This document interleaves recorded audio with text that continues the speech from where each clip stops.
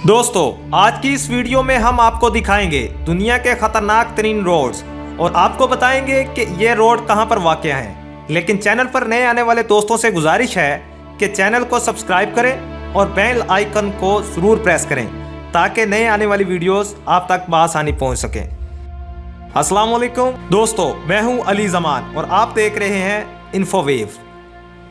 शहरा कराक्रम पाकिस्तान दुनिया की बुलंद तरीन शहरा कराक्रम हाईवे पाकिस्तान और चीन की इंजीनियरिंग की मुश्तरका मेहनत से मुकम्मल होने वाला अजूबा है।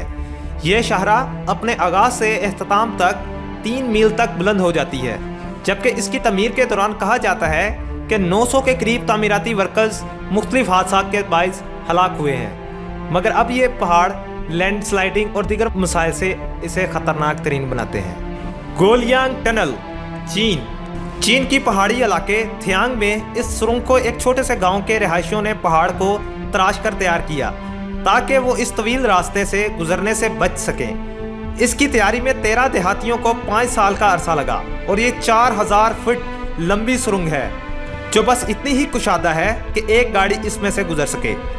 हाथों से तैयार करदा 13 खिड़कियाँ यहाँ नीचे मौजूद खौफनाक खाई का नज़ारा कराकर कमज़ोर दिल अफराद को डरा देती हैं।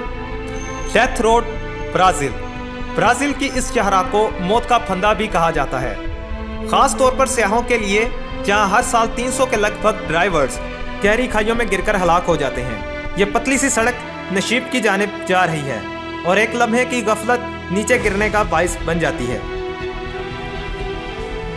हो Chi Minh trail Vietnam Laos बज़ाहिर साफ सुथरी और शानदार सड़क, जहां पहाड़ों से आने वाली सर्द हवा और चावल के खेत देखने वालों को मशहूर कर देते हैं। मगर वियतनाम जंग के दौरान यह सप्लाई लाइन का रूट थी, जिस दौरान होने वाले फ़िज़ाई हमलों में यहाँ ऐसे लाखों बल्कि करोड़ों बम भर दिए जो अब भी जिंदा हैं और छेड़े जाने पर फट सकते हैं।